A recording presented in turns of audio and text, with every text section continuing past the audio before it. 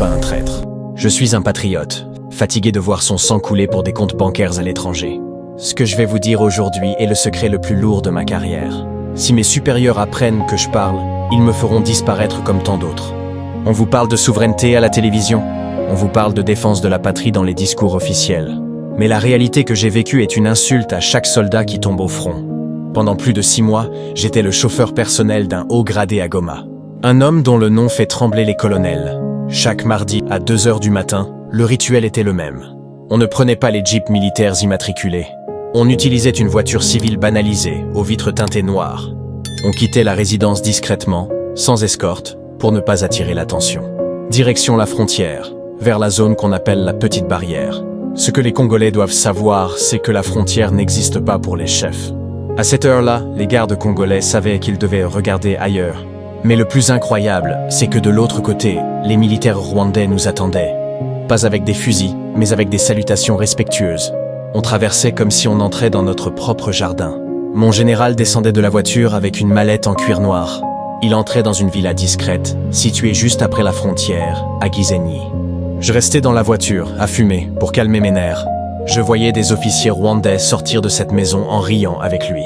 Ils ne se battaient pas, ils planifiaient. Ils s'échangeaient des dossiers et des cartes géographiques. Une fois, j'ai dû entrer pour lui apporter son téléphone qu'il avait oublié sur le siège.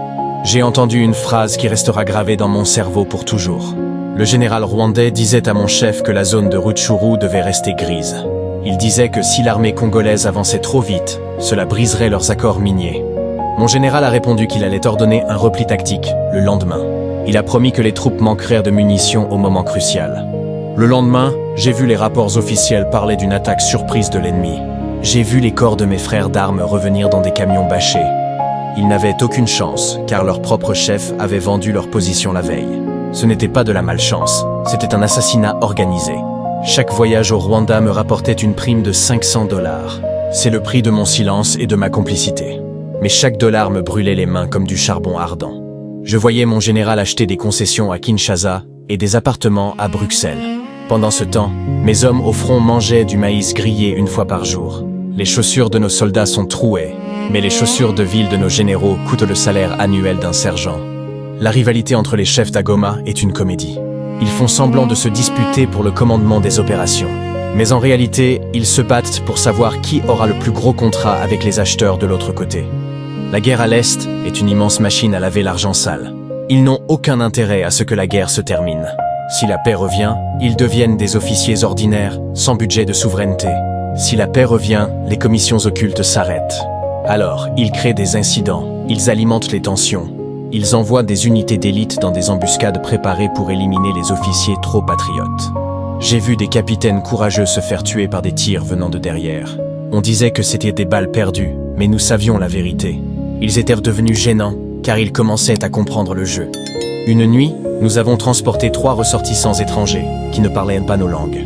Ils avaient des équipements de communication ultra sophistiqués.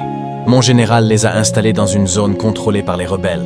Il leur a donné les fréquences radio de notre propre état-major.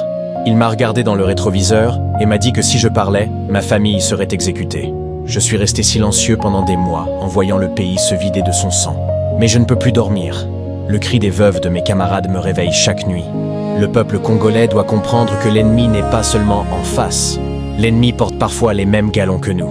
L'ennemi s'assoit dans les conseils de sécurité à Kinshasa. Ils utilisent la souffrance du peuple comme un fonds de commerce. Ils pleurent devant les caméras et trinquent au champagne une fois les portes fermées. J'ai vu des livraisons d'armes destinées à nos troupes être détournées vers des caches secrètes. Ces armes sont ensuite vendues aux milices que nous sommes censés combattre. C'est un cercle vicieux où le sang est transformé en or. On nous envoie au Rwanda pour recevoir des instructions sur la durée des combats. On nous dit quand attaquer et quand échouer. Tout est scripté comme un film de cinéma, dont le peuple est le spectateur victime. Si vous saviez combien de fois les généraux des 2 pays se sont rencontrés pour dîner, pendant que les bombes tombèrent sur Saké, vous perdriez tout espoir en l'humanité. Ils se partagent les zones d'influence, comme on partage un gâteau d'anniversaire. Toi, tu prends cette mine de tourmaline, et moi, je garde la route de transport. Voilà la réalité de la guerre à l'Est. Ce n'est pas une guerre de territoire, c'est une guerre de gestion de ressources. Le soldat au front est un pion qu'on sacrifie pour protéger le roi. Et les rois sont les généraux qui collaborent avec ceux qu'ils appellent officiellement agresseurs. Je sais que mon témoignage va déranger au plus haut niveau. Ils vont dire que je suis un fou ou un agent de l'étranger. Mais la vérité est là, dans les cimetières militaires de Goma. La vérité est dans les comptes bancaires offshore de ces officiers millionnaires. Demandez-leur pourquoi leurs enfants étudient tous à l'étranger avec l'argent de la guerre.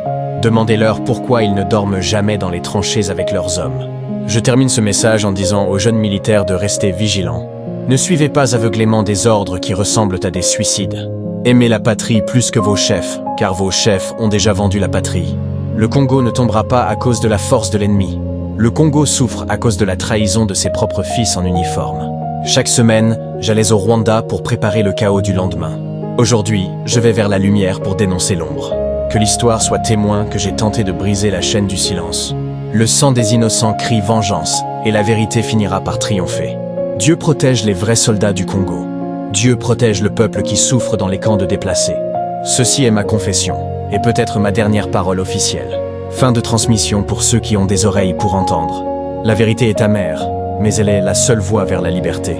Les généraux ne sont pas des dieux, ce sont des hommes qui devront rendre des comptes. Un jour ou l'autre, la justice passera par ici.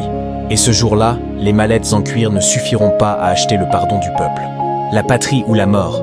Nous vaincrons, mais seulement si nous nettoyons la maison de l'intérieur. Fermez les portes et surveillez les frontières du cœur avant celles du sol. La trahison est un poison qui se boit en silence, dans les villas de Gizeni. Mais le réveil du lion sera terrible pour les traîtres à la nation.